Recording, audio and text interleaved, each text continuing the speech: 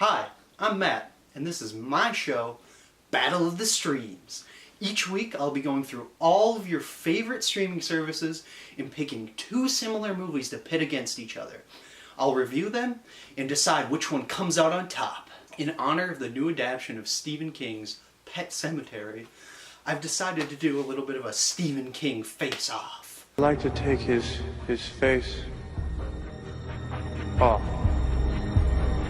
Let's introduce the combatants.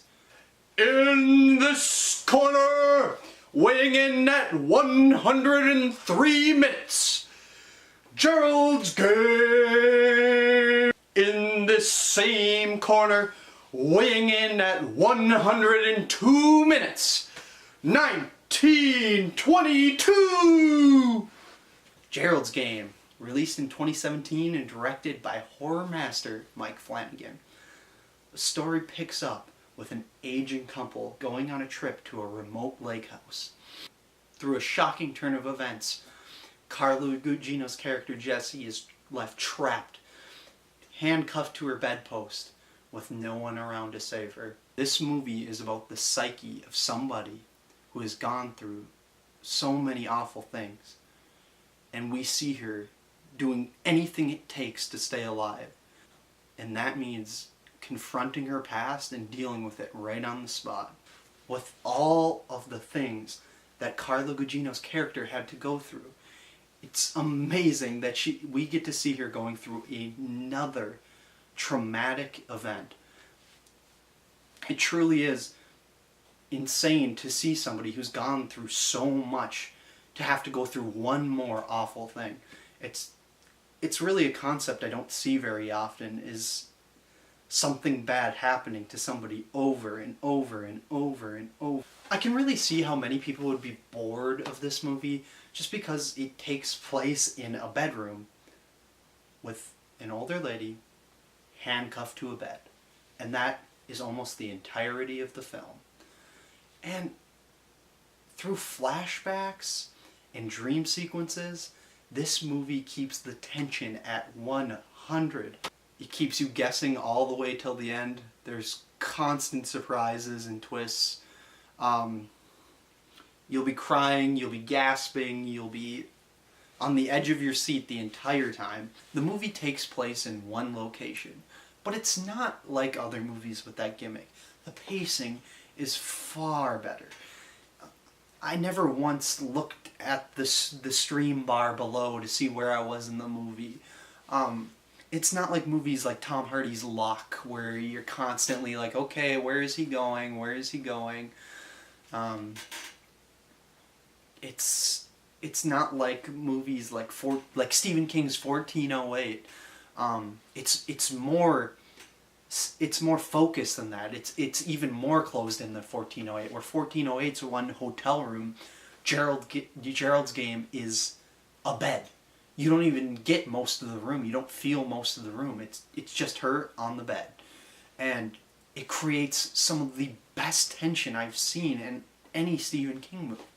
Bruce Greenwood is great in the supporting role as Carla Gugino's husband.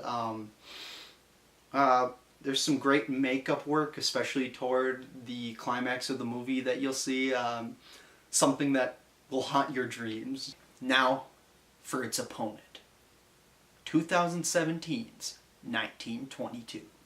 Written by Stephen King and Zach Hilditch, and directed by Zach Hilditch himself.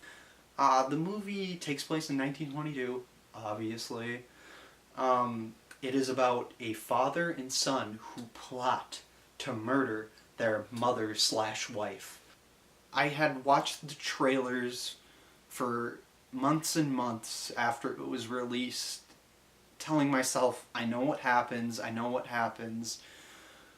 Family murders another family member, family gets caught, family goes to jail, everybody feels bad in the end. Well, this movie is that, but not fully. This movie is your normal murder crime drama, but with Stephen King's signature supernatural touched in. And what I really liked about this movie, more than anything, was the performance by Thomas Jane. Oh my gosh, is he over the top.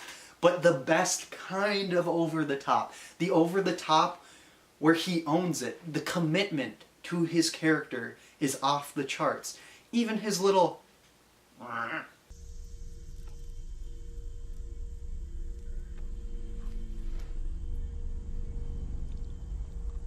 believe that there's another man inside every man. The whole movie, he doesn't twitch once. It looks normal. It doesn't look like he's forcing that. I don't know. Tell me if you feel different, but I believed it every second of the way. And the supporting cast is also great. You have people like Dylan Schmidt as the son, and he has a strong performance. Neil McDonough, the character actor, he's absolutely great. You should look him up. You'll remember him. He's in Band of Brothers. He's in Captain America, the First Avenger, and loads of other stuff. If you've watched any movies in the last 35 years, you'll know who I'm talking about. Neil McDonough. Don't quote me if I pronounce that wrong, please. But this movie really is about how a murder and a crime can tear somebody apart from the inside almost immediately. I don't want to spoil too much, but almost right after the murder, shit is not good. Stuff is not like they wanted it. It's just one you'll have to experience for yourself. It's got a real good tone, really good acting, some really good images, really creepy images, some more images that'll haunt your sleep. It honestly feels like these two movies were made by the same person. They were made the same year. They're only a minute apart in length.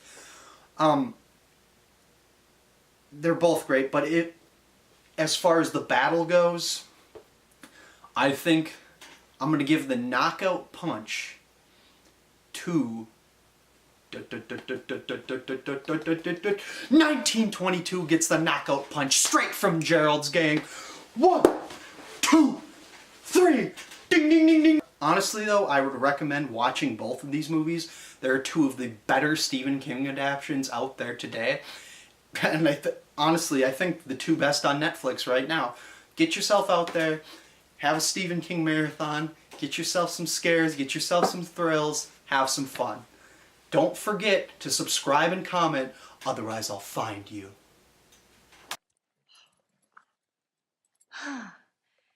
It's that easy.